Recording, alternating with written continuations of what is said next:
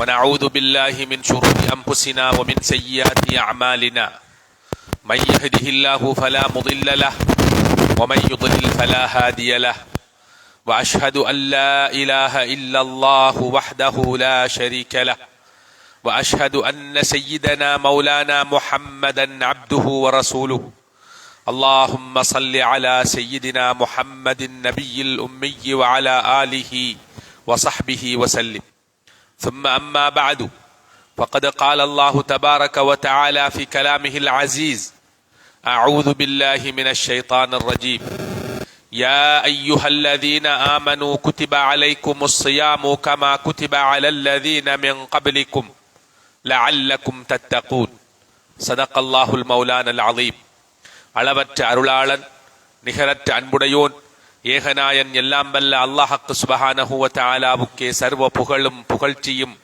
அரசோச்சியும் உண்டாகட்டும். சத்திய தூதர் சன்மார்க்க போதகர் சாந்தி நபி சர்தார் தோ ஆலம் கரீம் முஹம்மது முஸ்தபா ஸல்லல்லாஹு அலைஹி வஸல்லம் அவர்கள் மீதும் அன்னாரின் ஆல் அஸ்ஹாபுகள் பரிசுத்த உறவினர்கள் அன்னவரை தொடர்ந்தவர்களை தொடர்ந்தோர் அனைவர் மீதும் அல்லாஹ்வுடைய சலவாத்தும் சலாமும் உண்டாவதாக.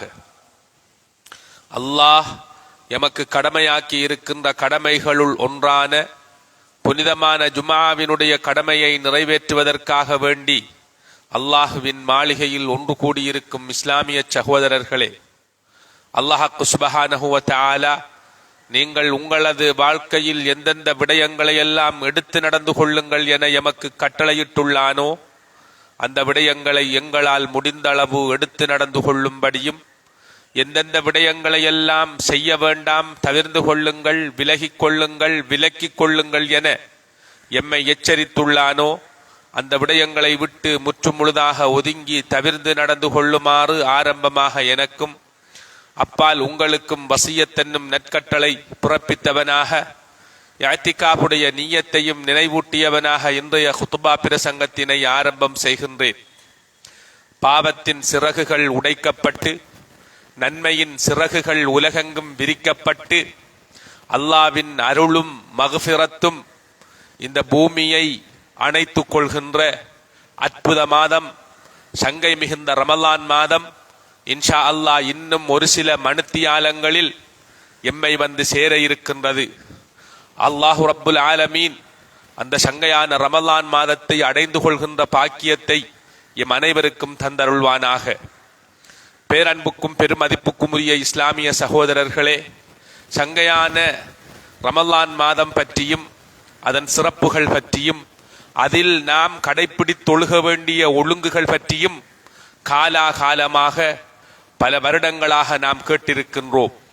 ரமலானை மிகவும் இதயபூர்வமாக மனப்பூரிப்போடு வரவேற்று ரமலான் மாதத்திற்குள் நுழைந்திருக்கின்றோம். பல நோன்புகள், பல நூற்றுக்கணக்கான நோன்புகளை நோற்றிருக்கின்றோம், பல பெருநாட்களை சந்தித்திருக்கின்றோம். ஆனால் நாம் ஒவ்வொருவரும் எங்களை நோக்கி கேட்க வேண்டிய கேள்வி என்னவென்றால், ரமலான் மாதத்தின் ஊடே ஒரு மனிதனில் ஏற்பட வேண்டிய மாற்றங்கள் என்னில் ஏற்பட்டதா? ரமலான் மாதம் சுமந்து வருகின்ற அள்ளி வருகின்ற அனைத்து அருட்பாக்கியங்களுக்கும் சொந்தக்காரனாக நான் இருந்திருக்கின்றேனா என்கின்ற கேள்வியைத்தான் நாம் ஒவ்வொருவரும் கேட்க வேண்டும். நான் ரமலான் மாதம் வந்தும் நபியுல்லாஹி ஸல்லல்லாஹு அலைஹி வஸல்லம் அவர்கள் சொன்ன இந்த ஹதீஸ் மிகவும் கூர்ந்து கவனிக்கத்தக்க ஒன்று. சொன்னார்கள், மிம்பர் மேடையிலே ஏறுகின்ற பொழுது 3 விடயங்களுக்காக 3 தடவைகள் ஆமீன் சொன்னார்கள். அதில் இரண்டாவதாக ஜிப்ரீல் அலைஹிஸ்ஸலாம் அவர்கள் கேட்ட பிரார்த்தனை தான் அது. எந்த மனிதன் ரமலான் மாதத்தை அடைந்தும் அவனது பாவங்களுக்கான மன்னிப்பை அந்த ரமலான் மாதத்தில் பெற்றுக்கொள்ளவில்லையோ அவன் நாசமாகட்டும், அவன் அழிந்து விடட்டும் என்ற கடுமையான அந்த பிரார்த்தனைக்கு நபியுல்லாஹி ஸல்லல்லாஹு அலைஹி வஸல்லம் அவர்கள் ஆமீன் என்று சொன்னார்கள் என்ற ஹதீஸ் எங்கள் எல்லோருக்கும் தெரியும். இந்த ஹதீஸின் பின்புலத்தில் ரமலான் மாதம் ஒரு மனிதனிலே ஏற்படுத்த வேண்டிய மாற்றங்களும் தாக்கங்களும் அந்த மனிதனில் ஏற்படவில்லை என்றால் அவன் எவ்வளவு பெரிய நஷ்டவாளி, எவ்வளவு பெரிய சாபத்திற்கு உட்பட்டவன் என்பதனை நாம் சொல்லாமலேயே அழகாக புரிந்து கொள்ளலாம். எனவே சகோதரர்களே, நாம் சிந்திக்க வேண்டிய விடயம், இந்த ரமலான் மாதத்தை நான் முறையாக அடைந்து இந்த ரமலான் அள்ளி வருகின்ற அனைத்து அருட்பாக்கியங்களுக்கும் சொந்தக்காரனாக நான் மாறுவதற்கு என்ன செய்ய வேண்டும் என்பது பற்றி நாம் சிந்தித்து ஒரு புதிய முகத்தோடு புதிய உள்ளத்தோடு இந்த ரமலானை சந்திப்போம். ரமலான் என்கின்ற 30 நாட்கள் கொண்ட இந்த நெடும் பயணத்தில் நாம் இணைந்து கொள்வோம். அதை பற்றி இந்த சுருக்கமான நேரத்தில் நாம் பேசுவோம். ரமலானுடைய சிறப்புகள், அதன் மகிமைகள், அது எல்லாம் எங்களுக்கு தெரியும். காலாகாலமாக பல முறை நாம் அதனை பேசிவிட்டோம், கேட்டுவிட்டோம், தெரிந்திருக்கிறோம். இப்பொழுது இந்த குத்பாவிலே எப்படி அந்த ரமலானுக்குள் நுழைய வேண்டும் அது பற்றி பேசுவோம். சகோதரர்களே, ரமலான் மாதம் என்பது ஒரு மனிதனுக்கு அல்லாஹ் கொடுத்திருக்கின்ற ஒரு அரிய சந்தர்ப்பம். ஒரு மனிதனது வாழ்நாளில் ஒருவனுக்கு ரமலான் கிட்டுகின்றதென்றால் அதுவே அவன் பெற்றுக்கொள்கின்ற மிக பெரும் பேறு என்பதனை நாயகம் ஸல்லல்லாஹு அலைஹி வஸல்லம் அவர்கள் வெளிப்படுத்தி காட்டினார்கள். 11 மாத கால இடைவெளியின் பின்பு நெஞ்சம் கவர்ந்த ஓர் உயர் விருந்தாளியின் வருகையை வரவேற்பது போன்று நாயகம் ஸல்லல்லாஹு அலைஹி வஸல்லம் அவர்கள் ரமலான் மாதத்தை வரவேற்று காத்திருந்தார்கள் என்கின்ற பொன்மொழியின் பின்னணியில் உள்ள நபியுல்லாஹி ஸல்லல்லாஹு அலைஹி வஸல்லம் அவர்கள் வெளிப்படுத்திய இந்த அதி உச்ச வேட்கையின் பின்புலத்தில் உள்ள தத்துவமும் தாற்பயமும் என்ன என்பதனை ஒவ்வொரு முஸ்லிமும் சிந்திக்க வேண்டும். சகோதரர்களே, ரமலான் அல்லாஹ் ஒரு முஸ்லிமுக்கு, ஒரு முஃமினுக்கு கொடுக்கின்ற ஒரு அரிய சந்தர்ப்பம். ரமலான் மாதம் நன்மைகளை கொள்ளையடிக்கின்ற ஒரு சீசன். ரமலான் மாதம் முஃமின்களுக்கான பருவகாலம். எதற்கான பருவகாலம் தெரியுமா? ஒரு மனிதன் வெறுமனே நன்மைகளை மட்டும் சம்பாதித்துக் கொள்வதற்கான பருவகாலம் அல்ல. ஒரு மனிதன் தன்னை மனிதனாக்கிக் கொள்வதற்கான, ஒரு மனிதன் தன்னை புடம் போட்டுக் கொள்வதற்கான ஓர் அற்புதமான ஒரு அரிய சந்தர்ப்பம் தான் ரமலான் மாதம். மனிதனுக்குள்ளே மனித உடலில் கவனம் செலுத்துகிறான். மனித உடலை பராமரிப்பதில், மனித உடலை பேணி பாதுகாப்பதில் பாரிய பிரியத்தனங்களை மேற்கொள்கிறான். ஒரு மனிதனில் மிக பிரதானமான மற்றும் ஒரு கூறாகிய மனிதனது ரூஹ், மனிதனது ஆன்மா, மனிதனது உயிர், இதனை பாதுகாப்பதில், இதனை மேம்படுத்துவதில், இதனை வளப்படுத்துவதில் மனிதன் பராமுகமாகவே இருக்கிறான். அந்த மனிதனது ஆன்மாவை பக்குவப்படுத்துவதற்கான அற்புதமான ஒரு சீசன் தான் ரமலான் என்றால் மிகையாகாது. இதைத்தான் இமாம் ஹசனுல் பிஸ்ரி ரஹிமஹுல்லாஹி அலைஹி அவர்கள் இப்படி சொன்னார்கள்: மூர்க்கமான மிருகங்கள் கடிவாளமின்றி விடப்படுவதை விட மனித ஆசைகள் கடிவாளமின்றி விடப்படுவது மிகவும் ஆபத்தானது என்று சொன்னார்கள். சகோதரர்களே, மனிதனுக்குள் வளர்ந்து வருகின்ற ஆசைகள், மனித இச்சைகள், மனிதனது ஆன்மா பக்குவம் இல்லாமல் செய்கின்ற செயற்பாடுகளின் விளைவுகளை இன்றைய இந்த உலகு கண்டு கொண்டிருக்கின்றது. இந்த உலகு மிக மோசமான ஓர் பிணவாடையினால் நிரம்பி மிக மோசமான ஓர் யுகத்தை நாம் இன்று பெற்றிருக்கின்றோம். தாய்க்கும் தாரத்திற்கும் இடையில் வித்தியாசம் தெரியாத ஒரு சூழ்நிலையை இந்த உலகு இன்று கண்டு கொண்டிருக்கின்றது. சகோதரர்களே, அல்லாஹ் விதியாக்கி வைத்த இயற்கையின் விதிகளுக்கு அப்பால் மனிதன் சிந்திக்க ஆரம்பித்து விட்டான். ஒரு ஆண் ஆணை திருமணம் செய்து கொள்ளலாம், ஒரு பெண் பெண்ணை திருமணம் செய்து கொள்ளலாம். இது மனித உரிமை என்று பகிரங்கமாக சொல்லி அதற்காக ஆர்ப்பாட்டம் செய்கின்ற கோமாளிகள், மனித நாகரிகத்திற்கு அப்பாற்பட்ட பலர் இந்த உலகத்திலே உருவாகி கொண்டிருக்கிறார்கள். காரணம் என்னவென்றால், மனித ஆசைகள், மனிதனது ரூஹ், மனிதனது ஆன்மா கடிவாளமின்றி கட்டுப்பாடின்றி விடப்பட்டதன் விளைவு இதுதான்.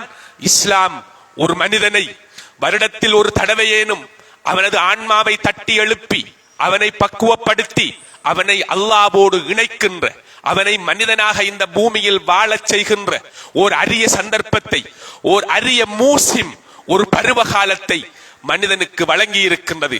அந்த பருவகாலம்தான் இந்த ரமலான். இதனால் தான் நாயகம் ஸல்லல்லாஹு அலைஹி வஸல்லம் அவர்கள் சொன்னார்கள், அஸ்ஸௌமு ஜுன்னா, நோன்பு என்பது நோன்பு கேடயம் என்று சொன்னார்கள். நோன்பு ஒரு முஃமின் அது கேடயம். கேடயம் என்பது எதற்கு பயன்படுத்தப்படுகின்ற ஒன்று? ஒரு மனிதன் தனது உடலை பாதுகாத்துக் கொள்வதற்கு பயன்படுத்தப்படுகின்ற ஓர் தளபாடம் தான் கேடயம். ஆம், நோன்பு என்பது மனிதனது ஆன்மாவை பாதுகாக்கின்ற ஓர் தெய்வீக கடிவாளம் என்றால் மிகையாகாது சகோதரர்களே. ஆம், இது பற்றி மிகவும் விசாலமாக விரிவாக பேச வேண்டிய பல அம்சங்கள் இருக்கின்றன. அதற்கு இந்த குறுகிய நேரம் இடம் கொடுக்க போவதில்லை. ஒரு மனிதன் தன்னை 30 நாட்கள் சிறைப்படுத்தி கொண்டு ரமலான் என்கின்ற இந்த மாதத்திற்குள் இந்த 30 நாட்கள் கொண்ட இந்த பயணத்தில் ஒரு மனிதன் தனது ஆன்மாவையும் தனது உயிரையும் தனது உடலையும் ஒரு சேர நுழைவித்து பயணிக்கின்ற பொழுது அவன் நிச்சயமாக அவனிலே ஒரு மாற்றத்தை காண வேண்டும். அவனில் பல மாற்றங்கள் வெளிப்படும். அந்த மாற்றங்களை அவன் கண்ணூடாக பிசிக்கலாக வெளிப்படையாக காண வேண்டும் என்பதனைத்தான் ரமலான் எமக்கு சொல்லுகின்றது. அல்லாஹ் எம்மிடம் இருந்து எதிர்பார்க்கின்றான். அதனை நிறுவுவதற்கான சந்தர்ப்பம் இப்பொழுது போதாமல் இருக்கின்றது. சகோதரர்களே, நாம் என்ன செய்கின்றோம்? எல்லா மனிதர்களோடும் சேர்ந்து மனிதர்களாக ரமலான் மாதத்திற்குள் நுழைந்து நோன்பை நோற்று பெருநாளை கொண்டாடிவிட்டு வெளியேறி விடுகின்றோம். ரமலான் மாதத்திலே செய்கின்ற ஒரு சில வணக்கங்களையும் செய்துவிட்டு வெளியேறி விடுகின்றோம். இதன் தாற்பயம், இதன் தத்துவம், இதனை எவ்வாறு பயன்படுத்துகிறோம், இது என்ன மாற்றத்தை எனக்குள் ஏற்படுத்துகின்றது, உடல் ரீதியாக ஆன்மீக ரீதியாக இது எனக்குள் ஏற்படுத்தி வருகின்ற மாற்றங்களும் வளர்ச்சியும் என்ன என்பதனை எல்லாம் சுய விசாரணை செய்வதோ அல்லது அந்த மாற்றங்கள் பற்றி சிந்திப்பதோ எங்களுக்கு தெரியாத ஒன்றாக இருக்கின்றது. இது ஒரு ஆபத்தான நிலை. எனவே ரமலானை நாம் சகோதரர்களே அடைவதற்கு முன்பு இந்த ரமலான் மாதத்திற்குள் நாம் எமது உயிரோடும் உடலோடும் உயிர்ப்போடு நுழைய வேண்டும். இதனை நாம் பயன்படுத்துவதற்கு முக்கியமாக 4 அம்சங்களை ஆரம்பமாக நாம் கைக்கொள்ள வேண்டும். ஒன்று, இந்த ரமலான் நிச்சயமாக எங்களில் மாற்றத்தை ஏற்படுத்துகின்ற மாதம்.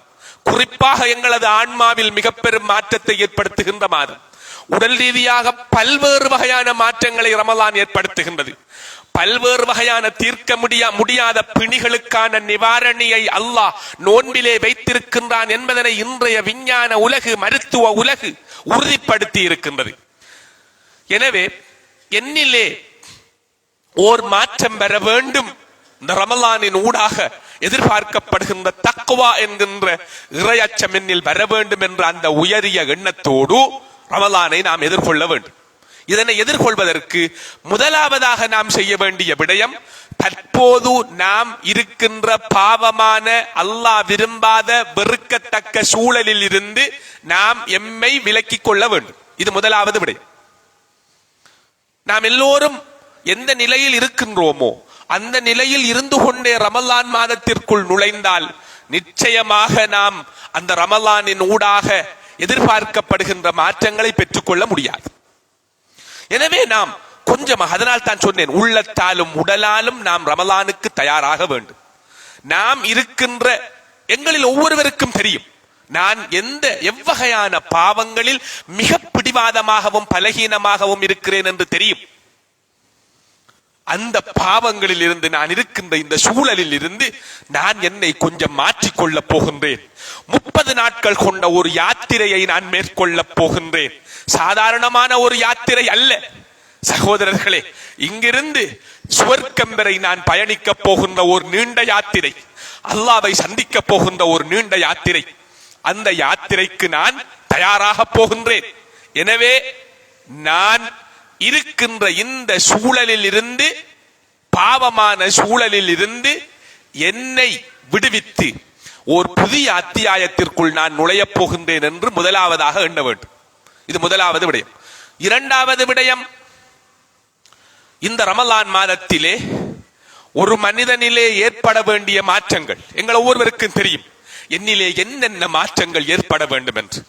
எங்கு நான் பலகீனமாக இருக்கிறேன். ஒவ்வொருவருக்கும் ஒவ்வொரு வகையான நோய். சிலருக்கு பேராசை என்கின்ற நோய், சிலருக்கு மிக மோசமான நரகத்தின் சுவாலையிலிருந்து வெளிப்படுகின்ற கோபம் என்கின்ற நோய், சிலருக்கு காமம் என்கின்ற நோய், சிலருக்கு பதவி மோகம் என்கின்ற நோய். இப்படி பல்வேறு வகையான பயங்கரமான உளநோய்களால் பலரும் பீடிக்கப்பட்டிருக்கின்றோம். ஒவ்வொருவருக்கும் தெரியும், அகரீதியாக ஆன்மீக ரீதியாக நான் எந்த நோயினால் கொடூரமாக பாதிக்கப்பட்டிருக்கின்றேன் என்று எனக்கு தெரியும். ஆம், நான் என்னிலே ஏற்பட வேண்டிய மாற்றங்களை இலக்குகளாக வரையறுத்துக் கொள்ள வேண்டும். இது இரண்டாவது விடை. என்னிலே இந்த ரமலான், இந்த நோன்பு ஏற்படுத்த வேண்டிய மாற்றங்களை இலக்குகளாக நான் வரையறுத்துக் கொள்ள வேண்டும். இரண்டாவது. மூன்றாவது விடயம், அந்த இலக்குகளை நான் அடைந்து கொள்வதற்கு 30 நாட்கள் கொண்ட ஒரு செயற்திட்டம் ஒன்றை நான் வரைய வேண்டும். சகோதரர்களே, 3 நாட்கள் கொண்ட ஒரு பயணத்தை, ஒரு சுற்றுலாவை நாம் குடும்பத்தோடு மேற்கொள்ள போகின்றோம் என்றால் எத்தனை நாட்களாக அது பற்றி பேசுகின்றோம். எவ்வளவு பெரிய திட்டமிடல், ஐடினேட்டரி பிளான், எவ்வளவு ஆழமான திட்டமிடல்களை, எத்தனை மணிக்கு எமது வாகனம் புறப்படும், எங்கே காலை உணவு, எங்கே மாலை பகல் உணவு, எங்கே தங்குவது என்றெல்லாம் எவ்வளவு துல்லியமாக நாம் திட்டமிடுகின்றோம். 30 நாட்கள் கொண்ட இந்த நெடும் பயணத்தில், ஆன்மீக பயணத்தில், அல்லாவை சந்திக்க புறப்பட இருக்கின்ற இந்த பயணத்தில் 30 நாட்கள் கொண்ட ஒரு நேர சுசியை, ஒரு அட்டவணையை நாம் ஒவ்வொருவரும் தயாரித்துக் கொள்ள வேண்டும். சகோதரர்களே, அந்த அட்டவணை ஒவ்வொருவருக்கும் வித்தியாசப்படும். ஒவ்வொருவரும் வாழுகின்ற சூழல், அவரது தொழில் நிலை, அவரது குடும்ப நிலை, அதற்கு ஏற்ப அந்த அட்டவணையை அவர் தயாரித்துக் கொள்ள வேண்டும். நான் எத்தனை மணிக்கு சஹருக்கு எழும்ப போகிறேன், எத்தனை ரக்காத்துக்கள் தஹஜ்ஜத் தொழப் போகிறேன், தஹஜ்ஜத்திற்கும் சுபஹ் தொழுகைக்கும் இடைப்பட்ட நேரத்தில் எவ்வளவு குர்ஆன் வசனங்கள், எத்தனை குர்ஆன் வசனங்களை, எத்தனை பக்கங்களை ஓதப் போகின்றேன், இவ்வாறு திட்டமிட வேண்டும். மீண்டும் நான் தூங்க செல்கின்ற வரைக்கும் சகோதரர்களே, நான் என்ன செய்ய போகின்றேன்? காலையில் 8 மணியிலிருந்து 4 மணி வரை அலுவலக வேலையாக அலுவலகத்தில் இருக்கின்ற நான் அந்த நேரம் தவிர்த்து எனக்கு கிடைக்க போகின்ற நேரங்களை நான் எப்படி பயன்படுத்த போகின்றேன்? அலுவலக நேரத்தில் வளமையாக மாமூலாக நான் ஈடுபடுகின்ற பாவமான வீணான காரியங்களில் இருந்து இம்முறை நான் என்னை தவிர்த்துக் கொள்ள வேண்டும் என்பதற்கான திட்டமிடல் என்னிடம் எப்படி இருக்கின்றது? சிந்திக்க போகின்றேன். ஆம், இப்படி மிகவும் ஆழமாக சிந்தித்து ஒவ்வொருவரும் தனக்கான ஒரு திட்டமிடலை வகுத்துக் கொள்ள வேண்டும். இது மூன்றாவது அம்சம். நான்காவது அம்சம் சகோதரர்களே, நான் அல்லாஹ்வோடு, அதாவது நான் அடைய நினைக்கின்ற இலக்குகளை, நான் இந்த ரமலானிலே அடைய நினைக்கின்ற இலக்குகளை அடைந்து கொள்வதற்கு அல்லாஹ் ரப்புல் ஆலமீனோடு பைஅத் செய்து அல்லாஹ்விடம் பிரார்த்தனை செய்ய வேண்டும். அல்லாஹ்விடம் துஆ செய்து கொண்டே இருக்க வேண்டும். யா அல்லாஹ், எனது வாழ்நாளில் இத்தனை வருடங்களை கழித்து விட்டேன், இவ்வளவு காலங்கள் எனக்கு கடந்து சென்று விட்டன, அடுத்த ரமலானுக்கு நான் இருப்பேனா இல்லையா என்பது தெரியாது.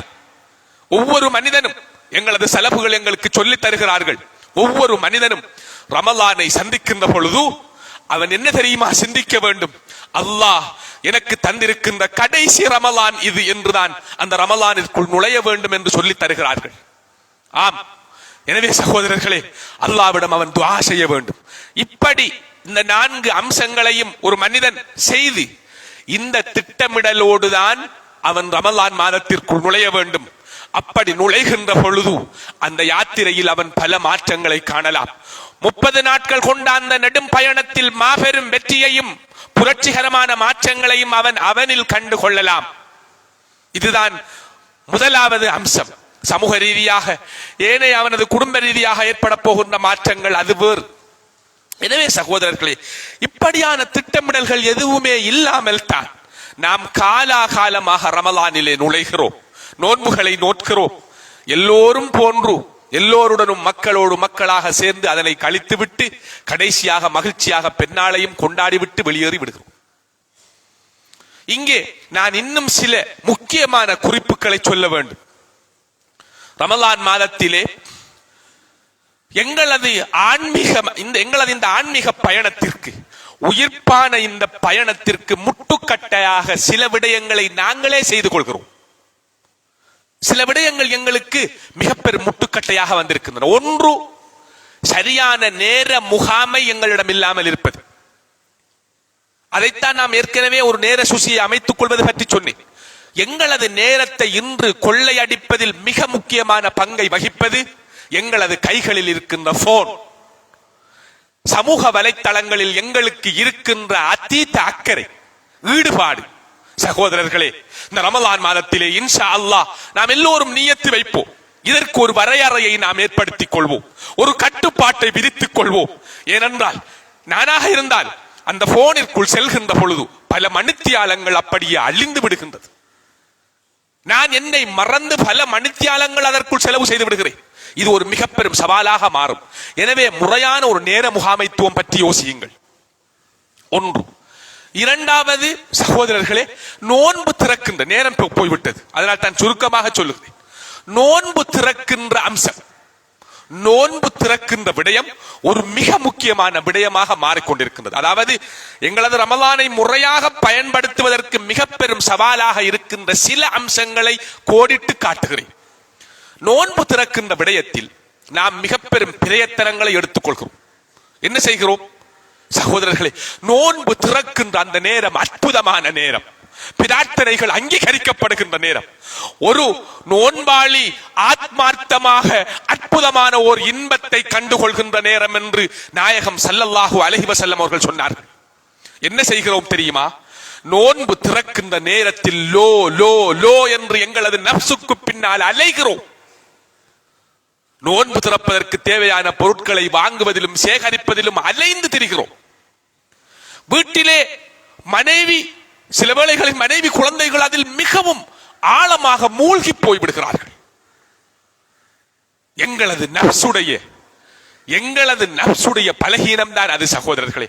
இது ரமலான் மாதத்திலே ஒரு யாத்திரியன் போன்று, ஒரு பரதேசி போன்று அல்லாஹ் ரப்புல் ஆலமீனை அடைந்து கொள்வதற்கான இந்த பயணத்தில் மிகவும் பக்குவமாக தனது நப்சை கட்டுப்படுத்திக் கொண்டு, தனது ஆசைகளை இச்சைகளை அடக்கிக் கொண்டு பயணிக்க வேண்டிய ஒரு பருவகாலம் அது சகோதரர்களே. அதில் மிக பலகீனமாக இருக்கும். எனவே அதை நாம் முடியுமான அளவு சுருக்கமாக நேரத்தை கவனமாக கை கொண்டு அந்த நோன்பு திறக்கின்ற விடயத்தை நாம் செய்ய வேண்டும். இன்னும் ஒன்று இருக்கின்றது, இப்பொழுது சில ஆண்டு காலமாக பிடித்திருக்கின்ற ஒரு நோய் என்றே சொல்லலாம், நோன்பு திறக்க வைப்பது, இஃப்தார். அதாவது நோன்பு திறக்க வைத்தல் என்பது ஒரு முக்கியமான வணக்கம். இஸ்லாம் மிக அற்புதமான வெகுமானத்தை சொல்லி இருக்கின்ற ஓர் அற்புதமான வணக்கம். நோன்பு திறக்க செய்கின்ற மனிதன் நரகத்தில் இருந்து விடுதலை பெற்றுக் கொள்கிறான், அவனது பாவங்களுக்கான மன்னிப்பை பெற்றுக் கொள்கிறான் என்று ஹதீஸ்களிலே வந்திருக்கிறது. சகோதரர்களே, யாருக்கு நோன்பு திறக்க செய்வது, எதற்காக செய்வது, அந்த கன்செப்டை இன்று நோன்பு திறக்கின்ற படலங்கள் புரியவில்லை என்பதுதான் வேடிக்கையாக இருக்கிறது. நோன்பு திறப்பதற்கு ஒரு மிடல் தண்ணீரை கொண்டு, ஒரு ஈச்சம்பழ கீற்றை கொண்டு, ஒரு மிடல் பாலை கொண்டு நோன்பு திறப்பதற்கு வழி இல்லாமல் தவிக்கின்ற ஏழை எளியவர்களை அடையாளம் கண்டு அவர்களுக்கு நோன்பு திறக்கின்ற ஏற்பாட்டை செய்யுங்கள். இந்த ரமலான் மாதம் அற்புதமான வாழ்வியல் தத்துவங்களை மனிதனுக்கு புரிய வைக்கின்ற ஒரு அற்புத மாதம். ஏழை பணக்காரன், அரசன் ஆண்டி, படித்தவன் பாமரன், முதலாளி தொழிலாளி என வாழ்க்கையின் எதிரும் புதிருமான இரண்டு வித்தியாசமான துருவங்களில் பயணிக்கின்ற எல்லோரையும் ஓர் புள்ளியில் நிறுத்தி எல்லோரையும் சமப்படுத்தி வாழ்வியல் தத்துவத்தை புரிய வைக்கின்ற அற்புதமான மாதம் இது. ஏழை ஏழையாகவே விடப்படக்கூடாது. ஏழைகளின் பசியையும் தாகத்தையும் நீ புரிந்து அவர்களுக்கு தான தர்மம் செய்து அவர்களுக்கு நோன்பு திறக்கின்ற ஏற்பாட்டை செய். அதன் மூலம் இவ்வகையான பேறுகளை பெற்றுக் கொள்வாய் என்றுதான் இஸ்லாம் நமக்கு சொல்லுகின்றது. இதை விட்டுவிட்டு யார் யாரையெல்லாம் எங்கெங்கிருந்தோ கூட்டிக் கொண்டு வந்து அதனை படம் எடுத்து அது மிக பயங்கரமாக இருக்கின்றது சகோதரர்களே. இந்த பெருமையையும் இந்த வீணான விஷயங்களையும் இந்த தேவையற்ற செலவினங்களையும் அல்லாஹ் ரப்புல் ஆலமீன் ஏற்றுக்கொள்ளப் போவதில்லை. யதார்த்தம் தான். எனவே நாம் எமது நோன்புகளை பாழாக்கி விடக்கூடாது.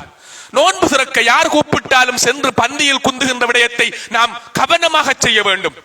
ஹலாலான உணவை கொண்டு நோன்பு நோற்றுவிட்டு யார் என்ன எவடம் என்றே தெரியாது நோன்பு திறக்க வாருங்கள் என்றால் போய் பந்தியில் குந்துகிறோம், உண்டு விடுகிறோம். சகோதரர்களே, கவனமாக நாம் இருக்க வேண்டும். எங்களது நோன்பு பறிபோகின்ற சில விடயங்களை தான் நான் இங்கே சுட்டி காட்டுகிறேன். இது ஒன்று. அடுத்ததாக சொல்ல வேண்டிய ஒரு முக்கியமான விடயம், ரமலானிலே ஒரு மனிதன் அவன் விதைக்கின்ற விதையின் அறுவடைகளை அடைந்து கொள்கின்ற காலம்தான் அவனது கடைசி பகுதி. ரமலானுடைய கடைசி பகுதி. இது எங்களில் பெரும்பாலானவர்களால் வீணடிக்கப்படுகின்றது. குறிப்பாக எங்களது பெண்களால் இது அப்படியே அழிக்கப்படுகின்றது. என்ன செய்கிறார்கள்? நோன்பு ஆரம்பத்தில் இருந்தே பெருநாளுக்கு தேவையான ஆடைகளை கொள்வனவு செய்வதற்கு புறப்பட்டு விடுகிறார்கள்.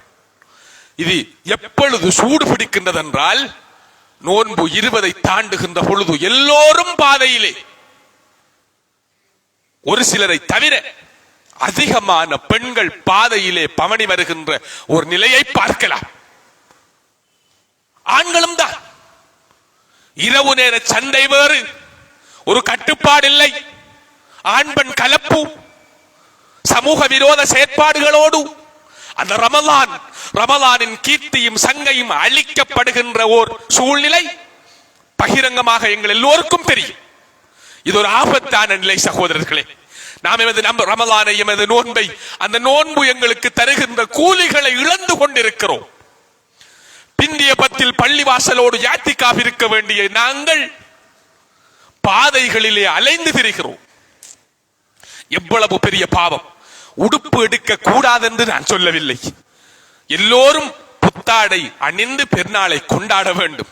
ஒரு சரியான திட்டமிடலோடு பயணிக்கின்ற ஒரு முஃமின், ஒரு முஸ்லிம் என்ன செய்வான்?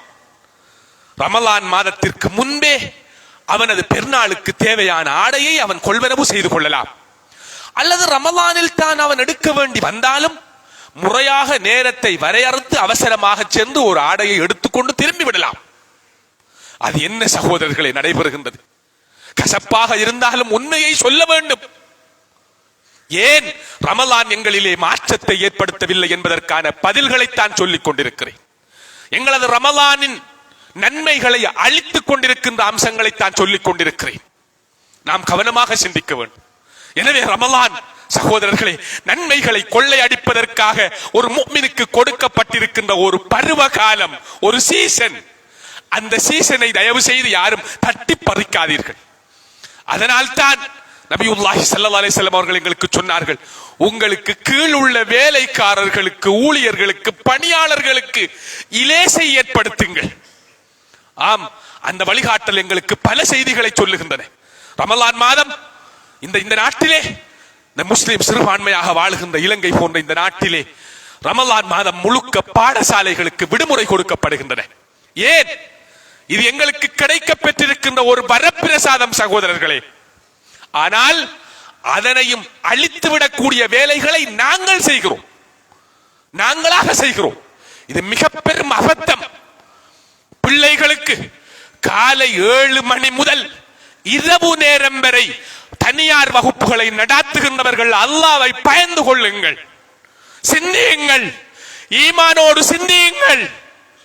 என்ன சகோதரர்களே இது? பகல் முழுக்க நோன்பு நோக்கட்டும் என்று பாடசாலை விடுமுறை கொடுத்திருக்கின்றது. தனியார் வகுப்பு கடைகளை நடாத்துகின்றவர்கள் பிள்ளைகளை வதை செய்கிறார்கள். இது மிகப்பெரிய பாவம். ஒரு கட்டுப்பாட்டை விதித்துக் கொள்ளுங்கள், முறையாக செயல்படுங்கள், ஒற்றுமையோடு குறித்த ஒரு நேரத்தை வரையறுத்துக் கொண்டு இதனை அழகாக ஒழுங்குபடுத்திக் கொள்ளலாம். சகோதரர்களே, அதற்கு நாங்கள் எங்களில் பலரும் தயாரில்லை. கசப்பாக இருந்தாலும் சொல்ல வேண்டும். இதில் நாம் ஒரு கட்டுப்பாட்டை கடைபிடித்துக் கொள்வோம் என்பது எனது பணிவான வேண்டுகோள். அதே போன்றுதான் உணவு சாலைகளை திறந்திருப்பவர்கள் மனச்சாட்சியோடு நடந்து கொள்ளுங்கள். நாங்கள் முஃமின்கள், நாங்கள் ஒரு வெளியூரிலே அல்லது ஒரு காரியாலயத்திலே வேலை செய்கிறோம் என்றால், எங்களது காரியாலயத்தில் எங்களோடு பணிபுரிகின்ற மாற்று மத சகோதரர்கள் எங்களுக்கு முன்னால் நோன்பு காலத்தில் சாப்பிடுவதில்லை, குடிப்பதில்லை. கேட்டால் அவர் நோன்பாளி என்று சொல்லி ஒதுங்கிக் கொள்கிறார். அப்படி ஒரு மனோநிலை அவருக்கு இருக்க, உணவு சாலைகள் நடத்துகின்றவர்கள் வளமை போன்று சுபகிலிருந்து கடையை திறந்து பகிரங்கமாக அவரும் திண்டு உண்டு பலரையும் நோன்பு இல்லாத ஒரு சூழ்நிலை ஏற்படுத்துவதற்கு காரணமாக இருக்க வேண்டாம். நிச்சயமாக ரமலான் உங்களை வறுமையில் ஆழ்த்தாது. ரமலான் உங்களுக்கு வருகின்ற ரிசுக்கை ஒரு பொழுதும் தடைபட செய்யாது. ரமலான் அருள் நிறைந்த மாதம். அல்லாஹ்வுக்காக இந்த மாதத்தில் ஒரு வரையறையை பேணிக் கொள்ளுங்கள். பகல் நேரத்திலே கடையடைப்பு செய்யலாம். பல காரணங்களை சொல்லுகிறார்கள். வீடு கட்டுகிறார்கள், அது அப்படி இப்படி. அப்படி அல்ல. இது ஒரு பருவ காலம், நன்மைகளை கொள்ளையடிக்கின்ற காலம். எல்லாவற்றையும் நிறுத்துங்கள், அல்லாஹ்வோடு இணையுங்கள், இந்த யாத்திரையில் முழுமையாக நுழையுங்கள். சகோதரர்களே, பகல் 2 மணிக்கு பிறகு 3 மணிக்கு பிறகு அந்த கடைகளை திறக்கலாம். சில விடயங்களை நாம் நிதானமாக அல்லாஹ்வை முன்னிறுத்தி ஈமானோடு சிந்திக்க வேண்டும். கடைசியாக சொல்லுகின்ற ஒரு செய்தி, வாலிபர்களே, சிறுவர்களே, தயவு செய்து இரவு நேரங்களிலே உங்களது சேட்டைகளை செய்ய வேண்டாம். பள்ளிவாசலுக்கு செல்கின்றவர்கள் பெண்கள் பள்ளிவாசலுக்கு தொழச் செல்வார்கள், வருவார்கள், போவார்கள். நீங்கள் இதனை ஒரு வேடிக்கையாக எடுத்துக் கொள்ள வேண்டாம். மோட்டார் சைக்கிளிலே 2-3 பேர்களாக இருந்து கொண்டு பாதைகளிலே கூச்சலிட்டு திரிகின்ற அசிங்கத்தை தவிர்த்து கொள்ளுங்கள். பள்ளிவாசல்களுக்குள் வந்து குளப்படி செய்கின்ற வேலையை தவிர்த்து கொள்ளுங்கள். சைத்தானிய சேட்டைகளை அடக்கிக் கொள்ளுங்கள். மற்றவர்களின் சாபத்திற்கு ஆளாக வேண்டாம்.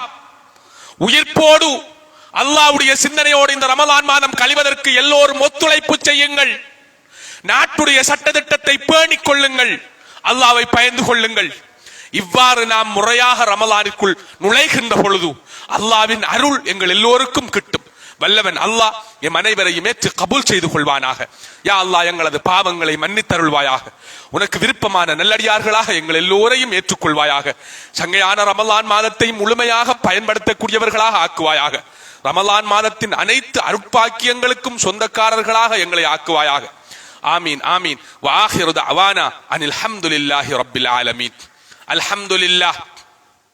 அல்ஹம்துலில்லாஹில் லத்தீஃபில் கரீம் அர்-ரഊஃபிர் ரஹீம் العزيز الحكيم الذي هدانا لدين الإسلام وجنبنا طريق الغواية والتأثيم فضلا منه ونعمة والله ذو الفضل العظيم.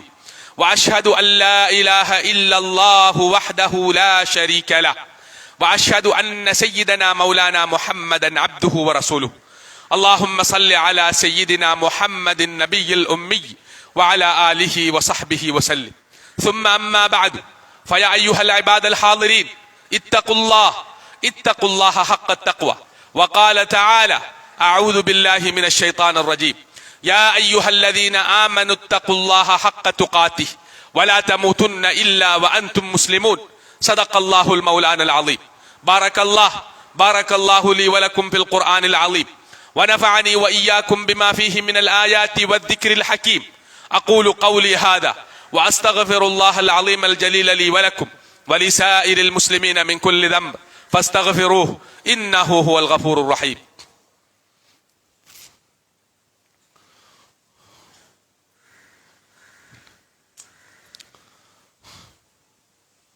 الحمد لله على إحسانه والشكر له على توفيقه وامتنانه.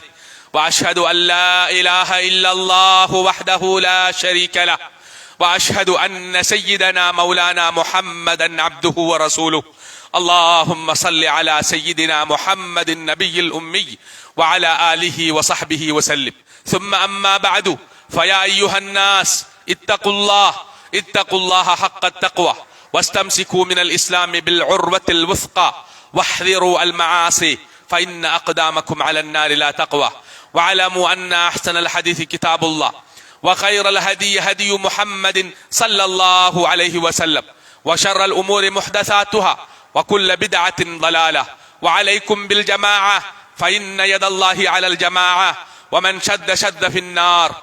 واعلموا أن الله سبحانه وتعالى أمركم بأمر بدأ فيه بنفسه فقال تعالى قولا كريما: إن الله وملائكته يصلون على النبي يا أيها الذين آمنوا صلوا عليه وسلموا تسليما. اللهم صل على سيدنا محمد صاحب الوجه الأنور والجبين الأزهر. وارض اللهم عن الأربعة الخلفاء الراشدين سيدنا أبي بكر الصديق رضي الله عنه، وسيدنا عمر بن الخطاب رضي الله عنه، وسيدنا عثمان بن عفان رضي الله عنه، وسيدنا علي بن أبي طالب رضي الله عنه، وعن بقية الصحابة والتابعين ومن تبعهم بإحسان إلى يوم الدين. وعنا معهم بعفوك وكرمك وإحسانك يا أرحم الراحمين.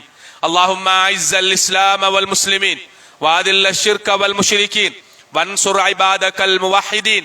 اللهم ادفع عنا الغلا والوبا والربا والزنا والزلازل والمحن وسوء الفتن ما ظهر منها وما بطن عن بلدنا هذا خاصة وعن سائر بلاد المسلمين عامة يا رب العالمين.